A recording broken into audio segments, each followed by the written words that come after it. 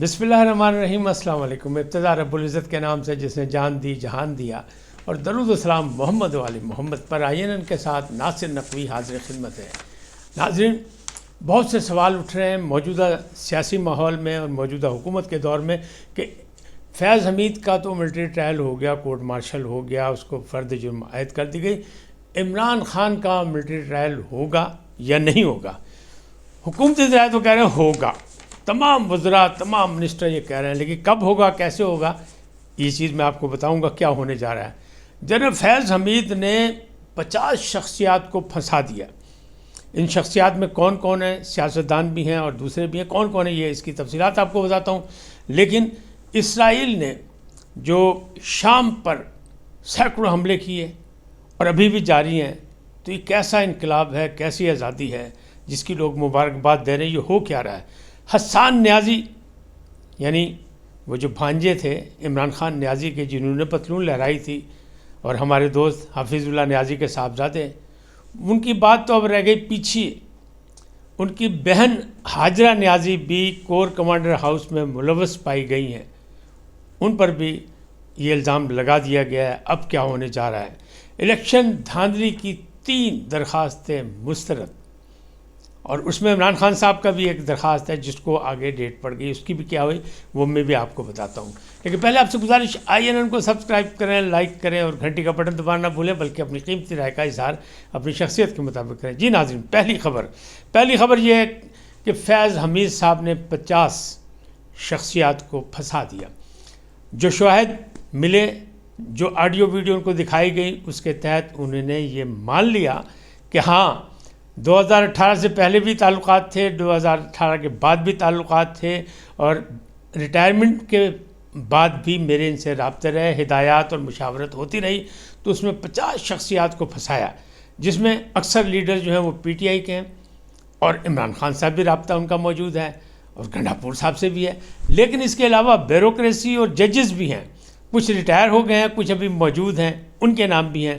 تو پاجی یہ Pandora box کھلن والا تھے، جو بڑے بڑے پردہ نشینوں کے نام آنے والے ہیں، جن میں سیاستدانی نہیں صرف، اور بھی ہیں، یعنی بیوروکریسی بھی ہے، عسکری ادارے سے بھی تعلق رکھتے ہیں۔ کچھ تو پکڑے جا چکے ہیں، ان کے خلاف فیصلہ بھی ہو گیا، کچھ مزید ہونے ہیں، کچھ ریٹائرڈ ہیں، کچھ آن سروس ہیں۔ تو وہ بیوروکریسی میں بھی ہیں، ججز بھی ہیں، اور یہ بھی جو نام انہوں نے دیے ہیں۔ اب وہ فرد جرم لگا دی گئی ہے، اس سے انکار کریں گے، لیکن ٹرائل تو ہوگا، ان کو صفائی کا موقع دیا جائے گا۔ لیکن جو کچھ ہونے جا رہا ہے اس کی بات میں آپ کو بتا رہا ہوں، یہ کام بھی ہو گیا۔ پھر اسرائیل کے ٹینک داخل ہوئے شام میں، بشار الاسد تو چلے گئے کیونکہ وہاں خانہ جنگی تھی، اور یہی کام ہے جو انٹرنیشنل جو غنڈہ گردی ہے وہ اسی طرح ہے کہ پہلے فوج کے خلاف نفرت پیدا کرو، پھر اس کے بعد لوگوں کو ان کے خلاف پیدا کرو، مقامی لوگوں کو لڑاؤ، پھر باہر سے لوگوں کو اس میں شامل کر دو۔ تو باجی آنکھیں کھول لو، کن کھول لو، تاڑے بھی یہی کام ہو رہا ہے۔ مانے نہ مانے یہ الگ بات ہے، اگر پاکستان سے محبت کرتے ہیں، اگر پاکستانی اپنے آپ کو کہتے ہیں، تو ذرا آنکھیں اور کان کھول کے دیکھیں کہ یہی کچھ ہو رہا ہے کہ نہیں۔ یہ الگ بات ہے کہ پاکستان ایٹمی طاقت ہے، اتنی آسانی سے کوئی اسے ہاتھ نہیں ڈال سکتا، لیکن کوشش پوری ہے باجی۔ یہ خوارج کین ہے، داعش کیا ہیں، یہ سب، اور یہ انٹرنیشنل ایجنڈا ہے۔ کیوں کہ وہی میرا جو ہمیشہ کہتا ہوں کہ ہمارا قصور کیا ہے کہ ہم مسلمان ہیں، ہم کلمہ گو ہیں، اسلامی ہیں، تو لہٰذا جہاں جہاں اسلامی ہیں آپ دیکھ لیں کیا ہوا، لیبیا کے ساتھ کیا ہوا، عراق کے ساتھ کیا ہوا، مصر کے ساتھ کیا ہوا، ایران کے ساتھ کیا ہو رہا ہے، یمن کے ساتھ کیا ہو رہا ہے۔ تو پاجی ٹھیک ہو جاؤ، اپنے آپ اپنی صفوں سیدھا کر لو، ورنہ دشمن جو ہے وہ انٹرنیشنلی اپنے منصوبہ بندی پہ لگا ہوا ہے۔ ورنہ آپ یہ دیکھیں ایک دن میں سینکڑوں حملے، دمشق پر حملے، اسرائیل پر حملے۔ بھئی اگر عوام خلاف تھی، عوام نے انقلاب لائے ہیں، بادشاہ کو بھگا دیا، تو اب عوام کی حکومت ہونی چاہیے۔ تو یہ اسرائیل کیا لینے وہاں گیا؟ تو آپ یہ خود سوچ لیں کہ اس بہانے بالکل اسی طرح جیسے اس پاکستان میں ہوا تھا، 16 دسمبر آنے والا، یاد ہے آپ کو یا نہیں ہے؟ سکوت ڈھاکہ ہوا تھا، تو کیا ہوا تھا؟ مکتی بانی کون تھی؟ بھارتی لوگ، انہوں نے اپنا پروپیگنڈا کیا، ہندوازم سے فائدہ اٹھایا، اپنے وہاں جو ایسٹ پاکستان میں ہندو تھے ان سے فائدہ اٹھایا، اور پاکستان کے خلاف مصیبت ڈالی، فوج سے نفرت پیدا کی، فورسز کے خلاف نفرت پیدا کی۔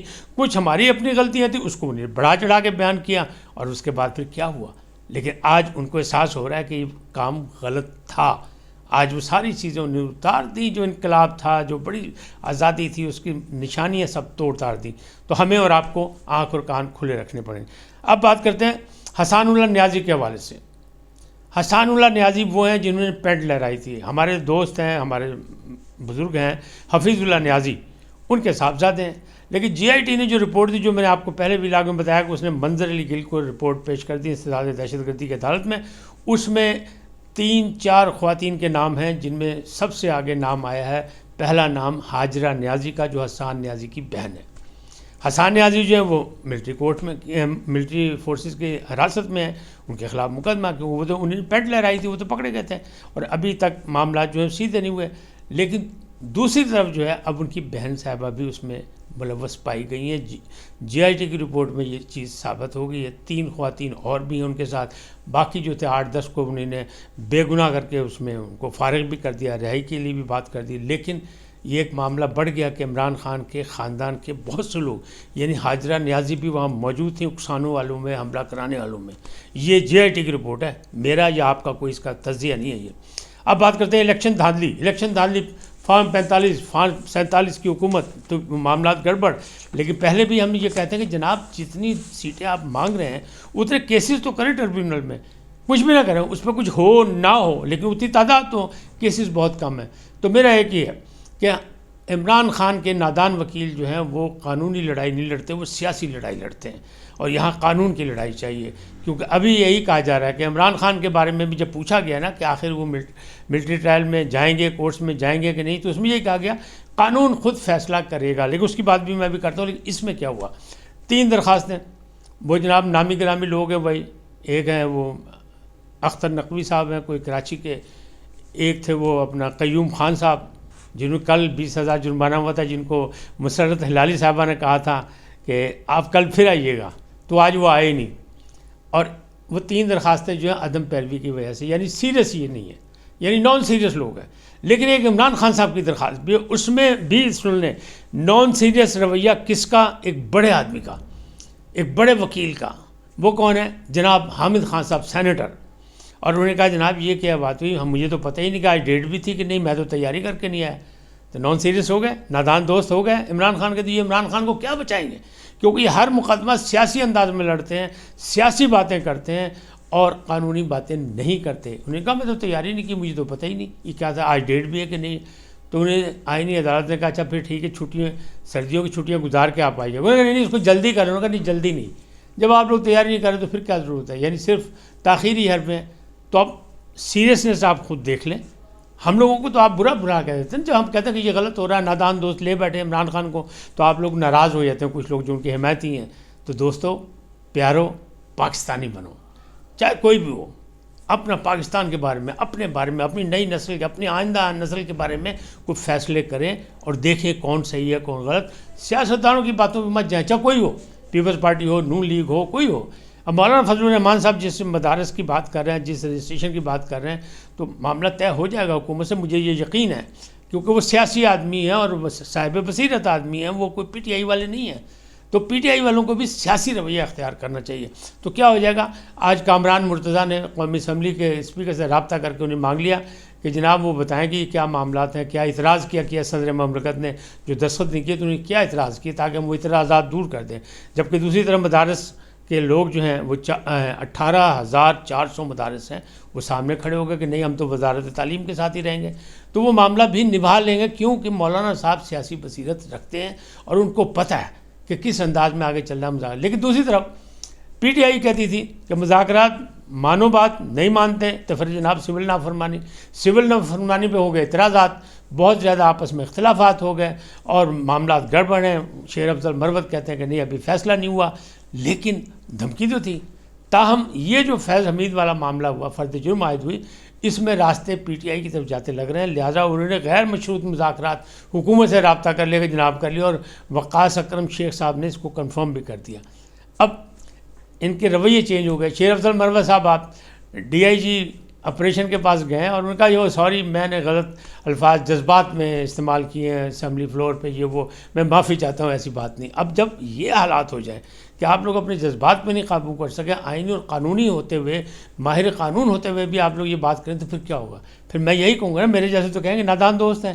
تو اس وقت ارد گرد جو ہے عمران خان کے، پہلے بھی میں کہہ رہا تھا اب بھی کروں کہ نادان دوستوں نے مروا دی اور نادان۔ اب بات آتی ہے عمران خان کا ملٹری ٹرائل ہوگا کہ نہیں ہوگا۔ تانے بانے جو ہیں وہ جو ایک شک ہے فرد جرم میں چند سطروں کی تھی، وہ جو آئی ایس پی آر نے ریلیز جاری کی، لیکن اس میں کہا گیا کہ پرتشدد واقعات یعنی 9 مئی کے حوالے سے بھی تحقیقات ہو رہی ہیں اور اس کے تانے بانے جا رہے ہیں عمران خان صاحب کی طرف۔ تو کیا اگر یہ ہوں گے تو کیا نہیں ہوگا؟ تو پھر وہی ہوگا کہ ملٹری کورٹ جانے ہی جانا پاجی۔ لیکن خواجہ آصف صاحب بھی یہ کہہ رہے ہیں کہ شک و شبہ کوئی نہیں، اس میں شامل ہیں۔ ان سے سوال کیا کہ اچھا پھر کدوں فیصلہ کدوں ہوئے گا؟ بات تو بتائیں، وزیر دفاع ہیں آپ، تو بتائیں، ملٹری تو آپ کے حوالے سے ہے۔ تو انہوں نے کہا جی بات یہ نہیں ہے، قانون خود راستہ بنائے گا، کون کب کس وقت ان کے ساتھ یہ پکڑ آئے گی، لیکن ہوگا، شک و شبہ کوئی نہیں ہے، یہ برابر کے شامل ہیں۔ اور 2018 سے پہلے بھی تعلقات ان کے تھے فیض حمید صاحب کے، اور فیض حمید صاحب کہتے تھے کہ عزت بھی ہم دیتے ہیں اور موت بھی ہم ہی دیتے ہیں، یعنی تکبر تھا۔ تو وہ مکافات عمل میں وہ تو پھنس گئے۔ اب جو ان کے باقی گرد و نواح میں تھے، جو جال تھا جس کو وہ کرتے تھے کہ اسمبلی کو بھی وہی کرتے تھے، بیوروکریسی کو بھی وہی ڈیل کرتے تھے، ججز کو بھی وہی ڈیل کرتے تھے، اور پھر ملاقاتیں بھی لوگوں سے کرتے تھے، تو وہ سارے معاملات جو ہیں وہ وہی کرتے تھے۔ ان کے شواہد مل گئے، ویڈیو آڈیو، تو اب معاملات گڑبڑ ہو گئے اور یہ سارے راستے جو ہیں وہ جا رہے ہیں عمران خان صاحب کی طرف، بانی پی ٹی آئی کی طرف، اور اب معاملات مذاکرات پہ آ گئے۔ ہم تو کہتے ہیں الحمدللہ اگر یہ مذاکرات سے بات طے ہو جائے تو بہت اچھی بات ہے، لیکن ضد نہیں ہونی چاہیے اس میں۔ سیاست اور جمہوریت کی پہلی جو سیڑھی ہے وہ یہی ہے کہ انسان بنے، رواداری اور برداشت پیدا کریں اپنے اندر، غصہ، ضد، تکبر، انا اس میں نہیں چلتا، ورنہ نقصانات ہوتے ہیں۔ اس وقت تک اتنے، پھر ملیں گے نئے موضوع کے ساتھ۔ جاتے جاتے آپ سے درخواست، INN کو سبسکرائب کریں، لائک کریں، گھنٹی کا بٹن دبانا نہ بھولیں، اور اپنی قیمتی رائے کا اظہار اپنی شخصیت کے مطابق کریں۔ سدا سلامت رہیں، اللہ نگہبان۔